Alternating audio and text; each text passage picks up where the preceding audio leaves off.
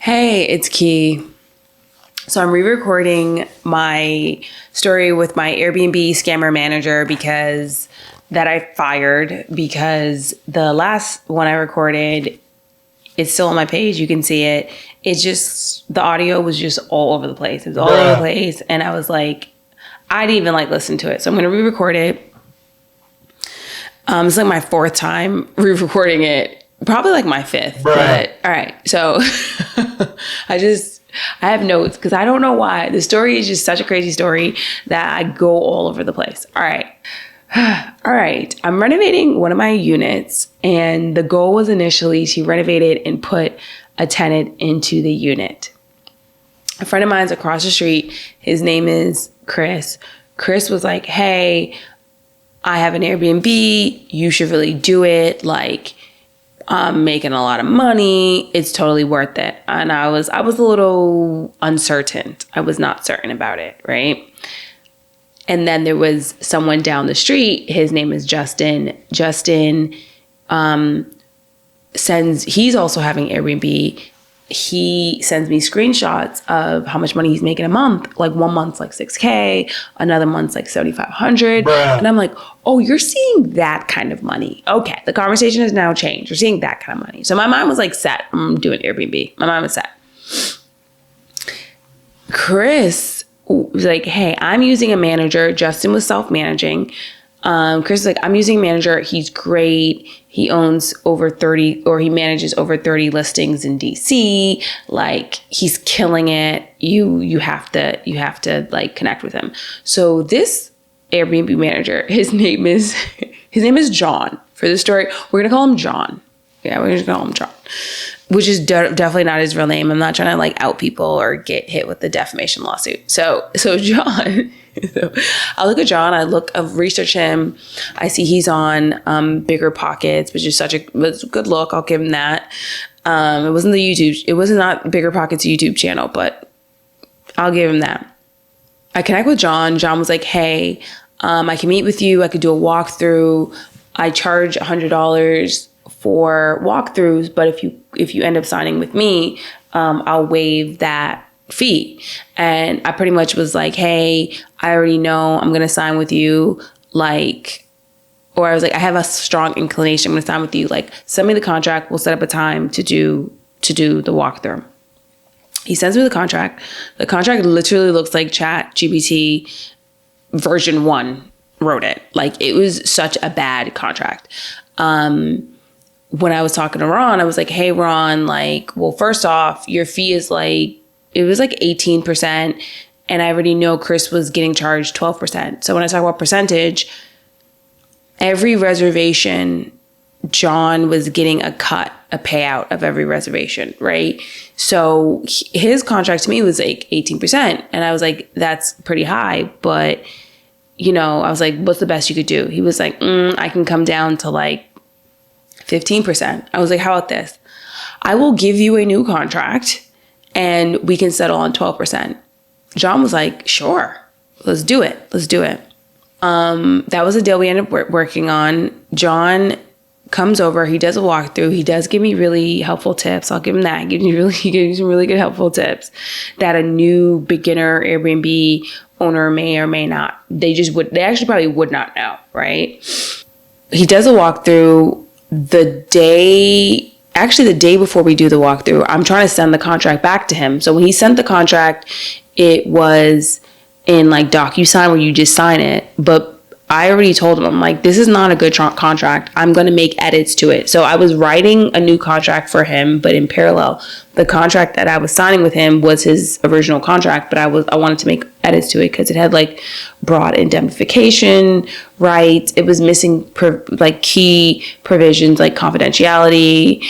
It was just missing some really key provisions. So I was like, hey, I'm going to make edits to you and email it back to you. What's your email address?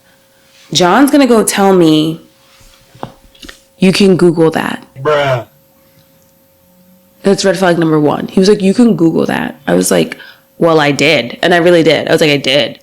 Mind you, in parallel, I'm texting Chris, what's John's email address? He's acting a little Hollywood.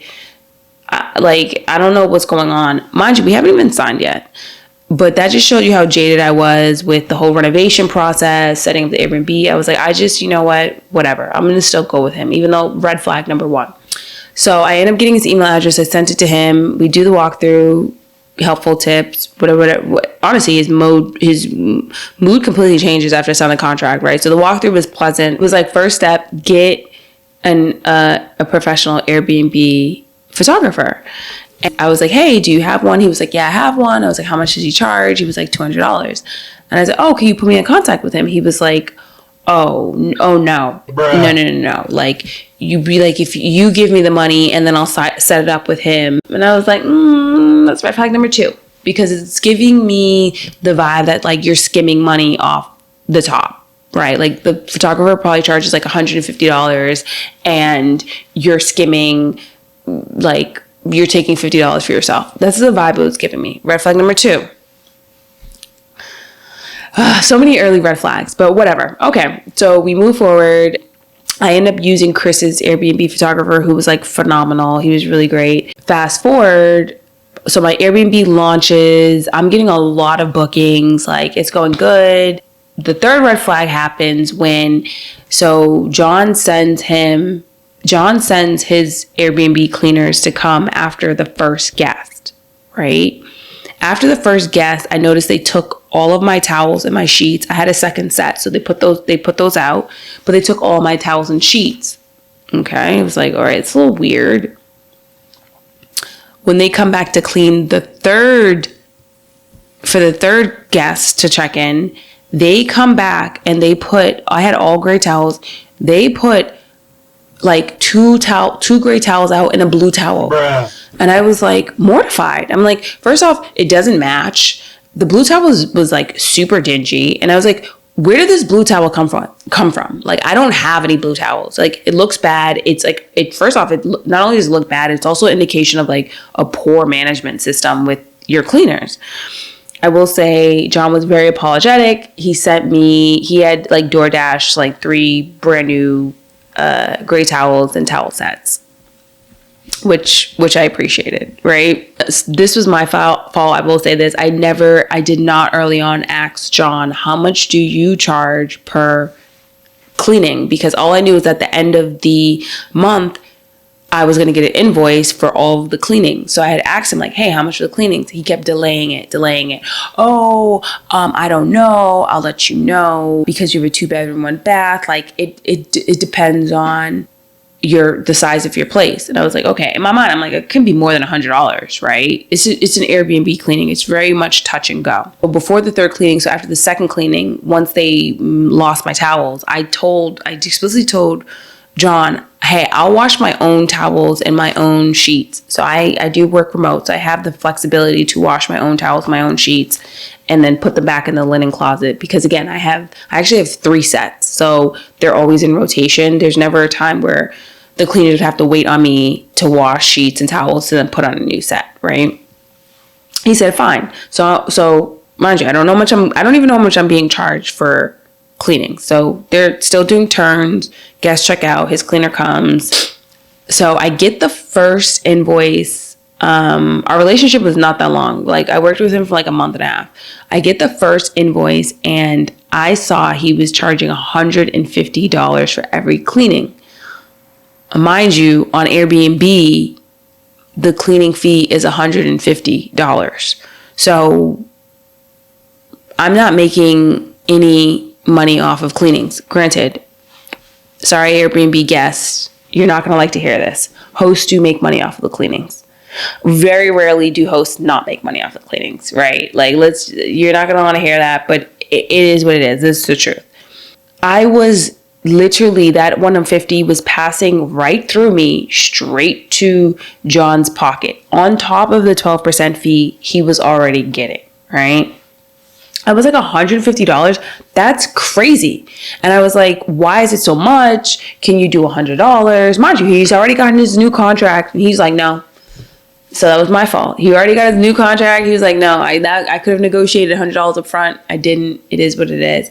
He was like, no. And I was like, all right, I'll start doing cleanings myself. So I still have my own cleaners now. I was I get charged anywhere from $75 to $80. I had was going through between two different cleaners. I ended up firing two cleaners. But now I have a cleaner. She's super solid. She's great. I love her. Great energy. She charged me $75, right? So red flag number, I don't even know what red flag we're on, but I know for a fact John was charging me and probably all of his other clients at 150. If it's more bedrooms, maybe 175, 200, whatever. Probably only paying his cleaners like $80 a turn. So this dude is making bank from both directions, from his cut and from skimming off of cleanings. Like after the cleaners lost my towels, he ended up telling me, he said, oh, well, in like 2 months, I'm going to get a huge shed and I'm going to have all the cleaners come to my house, wash the linens and sheets and, the linens and the towels on site at my house and store it per client in the shed. But he said, oh, that there's going to be an added cleaning linen fee when that happens. An added linen fee. I was like, how much? He was like, oh, well, for you, cleaning and the linen fee would be $200. Bruh. Cleaning and the linen fee would be $200. I mean, I was like, you do know I only charge guests. My listing only charges guests $150. Right? He was like, oh, well, we can increase that. I'm like, I don't want to increase that. Who wants to check out on Airbnb and you see the cleaning fees is $200? That's insane. I was like, no, I don't want to increase. So our relationship starts getting tension filled because there was that. So I took back cleaning after that conversation. And then on top of that, he had some type of optimization system that he was using a channel partner. He was using Hospitable. I'm almost positive. He had some system that would go in every day and change the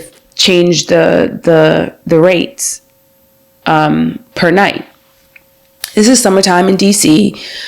I realized my sweet spot for my unit and even the neighboring 2-bedroom, 1-bath was like anywhere from like $170, $180 a night, not including the cleaning fee, right? That was like the sweet spot. Bookings were rolling in. I realized his system, after a couple of weeks, started making every night like $220, $230, $240, $250. I'm like, you do know after a guest checks out, $250 and then the cleaning fee of $150. I was like, if a guest wanted to stay for one night, $250 plus $150, $350, $400. I said, why would a guest pay $400 to stay in a 2-bedroom, 1-bath in DC?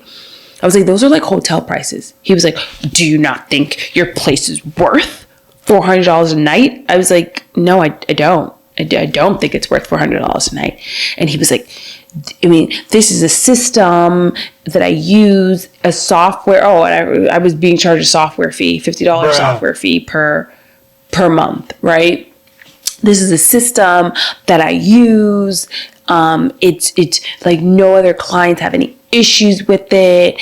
It pulls in so much data that makes sure you have the right pricing. And I'm like, I don't care what you use. I don't care what data it pulls. I don't care anything. I don't care about any of that. I just do not want my rates to be that high. It is hindering bookings. It's stopping guests from booking when they can get a neighboring 2-bedroom, 1-bath for literally $100 less per night, right? So what he does, without me knowing, he goes in to the Airbnb listing, my listing. So if you have 6 listings or more on Airbnb, there's a feature called service management fee. It is, again, you have to have 6 listings or more. Whatever number you import into the service management fee, right? So you go to your fees tab, you see pet fee, you see cleaning fee, you see short-term cleaning fee. then there's short management fee. You can put in a number, and what it does is it hides that rate, that cleaning rate, right? Or whatever number you want to put it in. It then bakes it into the nightly rate. So when end users or guests are trying to check out, it doesn't look like there's any cleaning fee. So in his mind, he thought, oh, your nightly rates are too high after the cleaning fee. Let me hide the cleaning fee. And I said, but so he does that. So one day I'm going in. So at this point, I'm like, every morning I would wake up and I would go in and change the rates back to like 170, 180. And I would have to do this every day because his automatic system was you overhauling them every day. I'm literally on the phone with Airbnb for like 4 days. They're like, sorry, we can't change it. You need to talk to whoever put that fee in. Again, you have to have 6 listings or more to even see this option. I don't have 6 listings or more, right?